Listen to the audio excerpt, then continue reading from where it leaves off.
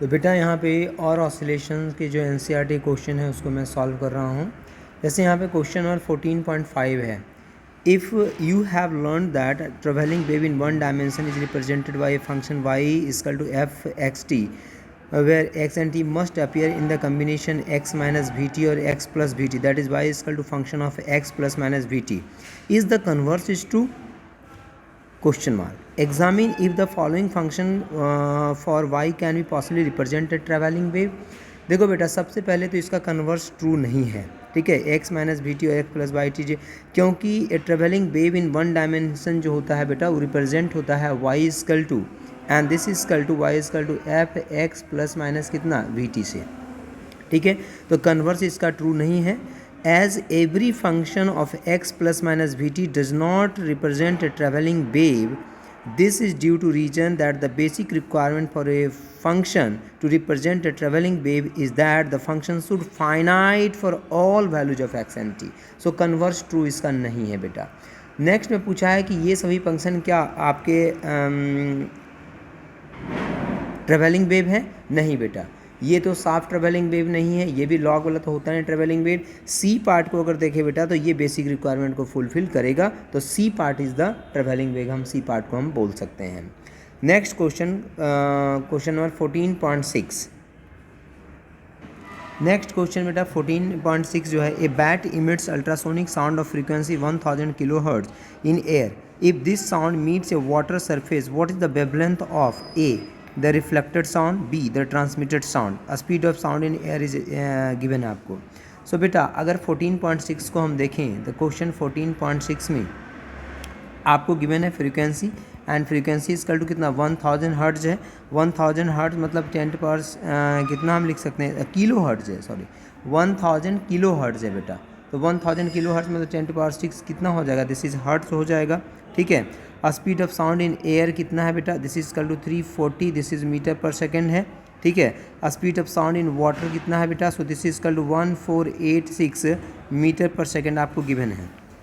सो अगर देखें आप यहाँ पे तो ए में आपसे पूछा है, ए पार्ट में कि the reflected sound is travelling in air, तो वेवलेंथ निकालना है तो डब्ल्यू ए इक्वल टू कितना हो जाएगा, this is V A upon कितना हो जाएगा फ्रीक्वेंसी, तो V A equal to 340 upon frequency equal to 10 power 6, so this is equal to 3.4 into 10 power minus 4 कितना हो जाएगा metre, this is the answer. Next part को अगर देखें बेटा बी पार्ट में, तो बी पार्ट में पूछा है कि further the transmitted wave is travelling through water, water में जब ट्रेवल करेगा तो वेवलेंथ कितना हो जाएगा, तो speed in water divided by frequency, so speed in water कितना 148, क्योंकि फ्रीक्वेंसी चेंज नहीं करता था, फ्रीक्वेंसी तो वही रहेगा, बाकी स्पीड चेंज करता है बेटा। तो वेवलेंथ हम दोनों के केस में 10 power 6, so this is equal to 1.49 into 10 power minus कितना हो जाएगा 3 मीटर। तो इस तरह से बेटा हम यहाँ पे वेवलेंथ इस दोनों का निकालेंगे यहाँ पे।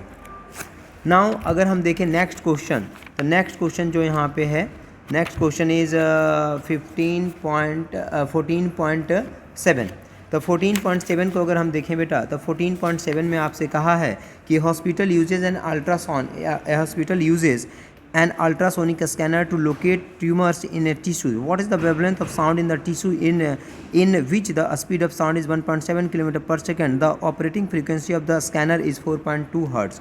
ठीक है, तो क्वेश्चन नंबर 14.7, तो देखो फ्रीक्वेंसी इक्वल टू कितना 4.2 मेगा हर्ट्ज गिवन है, so this is equal to 4.2 into 10 power 6 hertz हो जाएगा बेटा, मेगा का मतलब 10 पावर 6 हो गया, and V equal to 1.4, this is kilometre per second है, so this is equal to 1.7 into 10 power 3 कितना हो जाएगा, this is metre per second हो जाएगा, एंड लैम्डा इक्वल टू कितना हो जाएगा v upon frequency, so 1.7 into 10 power 3 divided by 4.2 into 10 power 6, so this is equal to हो जाएगा बेटा यहाँ से 4 इंटू 10 पावर माइनस कितना 4 metre, this is the answer. Now question number 15.8, अगर क्वेश्चन नंबर 14.8 को हम देखें बेटा यहाँ पे, तो 14.8 में है बेटा ये transverse harmonic wave on a string is described by Y x T, equation आपको गिवन है, is this a travelling wave और a stationary wave, if it is a stationary travelling what are the speed और direction of propagation. देखो बेटा तो question number 14.8, तो सबसे पहले तो आपको पूछा है कि ये क्या वेव है कि नहीं है, ट्रेवलिंग है या स्टेशनरी है। अब देखो हमारे पास गिवन है Y x T and this is equal to 3 sin 36t and plus 0.018 X and plus कितना है π/4। अगर इसको थोड़ा और हम स्टैंडर्ड इक्वेशन जो हमारे पास होता है उससे हम कंपेयर करें तो y is equal to a sine, so this is omega T plus K X and plus कितना होता है फाई नॉट। सो a इजकल टू कितना हो जाएगा, this is equal to 3 centimetre and omega equal to हो जाएगा 36 रेडियन पर सेकेंड। ठीक है, कंपेयर कर रहे हैं। और k इजकल टू हो जाएगा 0.018, दिस इज रेडियन पर सेंटीमीटर एंड और सिंपली हम पर सेंटीमीटर भी लिख सकते हैं। तो अगर हम देखें तो ये जो इक्वेशन है बेटा, ये किसको फॉलो कर रहा है, ट्रैवलिंग वेव को फॉलो कर रहा है। किधर से किधर जा रहा है, राइट टू लेफ्ट, क्योंकि यहाँ पे पॉजिटिव है बेटा। Omega T plus K x, अगर माइनस के एक्स होता तो हम कहते हैं कि लेफ्ट से राइट जा रहा है, लेकिन ये राइट टू लेफ्ट जा रहा है, मतलब पॉजिटिव एक्स डायरेक्शन से नेगेटिव एक्स डायरेक्शन जा रहा है, क्योंकि यहाँ पे पॉजिटिव है। तो इसका पहला का आंसर होगा कि yes, this is the travelling wave है। और कहाँ जा रहा है, राइट टू लेफ्ट। ठीक है, राइट से कहाँ जा रहा है, लेफ्ट में जा रहा है। एंड अगर स्पीड हम निकालें तो v इजकल टू कितना हो जाएगा, दिस इज ओमेगा अपॉन के, so this is is equal to 36 upon कितना हो जाएगा 0.018, so this is is equal to हो जाएगा 2000 centimetre per second. So this is is equal to 20 metre कितना हो जाएगा per second. This is the answer. ठीक है, नंबर बी को अगर देखें, नंबर 2 को, this is number 1 and this is number 2। Number 2 को तो एम्पलीट्यूड इजकल टू कितना हो जाएगा, दिस इज 3 सेंटीमीटर हो जाएगा एंड फ्रीक्वेंसी इजकल टू हो जाएगा ओमेगा अपॉन कितना, this is 2 pi, so this is 36 upon 2 into 3 point कितना 14। ठीक है, so this is is equal to कितना हो जाएगा 5.7 कितना हो जाएगा हर्ट्ज हो जाएगा। थर्ड पार्ट को देखें बेटा, तो फेज पूछा था, तो फेज कितना है, दिस इज π/4। ये देखो phase phi not equal to π/, कितना हो गया 4। नाउ फोर्थ क्वेश्चन में पूछा है आपसे कि वेवलेंथ कितना होता है, wavelength equal to 2 pi upon के, so this is is equal to 2 pi upon K equal to कितना 0.018, so this is is equal to कितना हो जाएगा 3.5 metre. This is the answer. Next question देखें बेटा 14.9, तो 14.9 सेम इसी तरह क्वेश्चन है। ठीक है, आपसे कहा है for the wave describe in 14.8। ये जो क्वेश्चन है बेटा, इसी से क्वेश्चन आपसे रिलेटेड पूछा है कि x इजकल टू 2 पे प्लॉट द डिस्प्लेसमेंट, ग्राफ इसमें प्लॉट करने के लिए पूछा है। तो डिफरेंट पॉइंट पे बेटा x की वैल्यू पुट कीजिए, y की वैल्यू निकालिए वहाँ से। जैसे अगर आप सबसे पहले निकालें यहाँ पे क्वेश्चन 14.9 को देखें तो वही जो इक्वेशन हमने अभी सॉल्व किया उसी को करना है। नंबर 1 में कि x इजकल टू 0 हो जाएगा तो y इजकल टू कितना हो जाएगा, this is 3 sine and this is 36 t and plus कितना हो जाएगा π/4, क्योंकि kx होता है तो x इजकल टू 0 हो जाएगा। सो दिस इजकल टू यहाँ पे कितना हो जाएगा, this is 3 sine and this is omega T and plus π/4। हमारा जो स्टैंडर्ड इक्वेशन होता है यही होता है ना, ओमेगा टी प्लस कितना π/4। तो ओमेगा इजकल टू कितना है, दिस इज 36 रेडियन कितना है पर सेकेंड है। अब नंबर 1 में t इजकल टू 0 हो जाएगा तो y इजकल टू कितना हो जाएगा, दिस इजकल टू 3 साइन कितना हो जाएगा, दिस इज π/4, 3 साइन कितना हो जाएगा π/4। सो दिस इजकल टू कितना हो जाएगा 2.1 सेंटीमीटर हो जाएगा। तो इसी तरह से बेटा डिफरेंट पोजीशन पे जब t इजकल टू नंबर 2 में आप निकालोगे कि स्मॉल t इजकल टू जब t/8 हो जाएगा तब y की वैल्यू कितनी हो जाएगी। फिर t इजकल टू बेटा आप निकालोगे कि t/4 हो जाएगा तो y की वैल्यू कितनी हो जाएगी। फिर ग्राफ प्लॉट कर देना है आपको, इधर आपको क्या लेना है, t लेना है, और इधर आपको क्या लेना है y, और यहाँ पे आपको ग्राफ प्लॉट कर देना है। इस तरह कुछ ग्राफ यहाँ पे आएगा बेटा, तो इसको आप प्लॉट करेंगे खुद से, इसी तरह से प्लॉट करना है। t इजकल टू t/4 पे, t इजकल टू t/2 पे, t इजकल टू t पे, सब पे डिस्प्लेसमेंट आप निकाल लेंगे यहाँ से। ठीक है, नाउ नेक्स्ट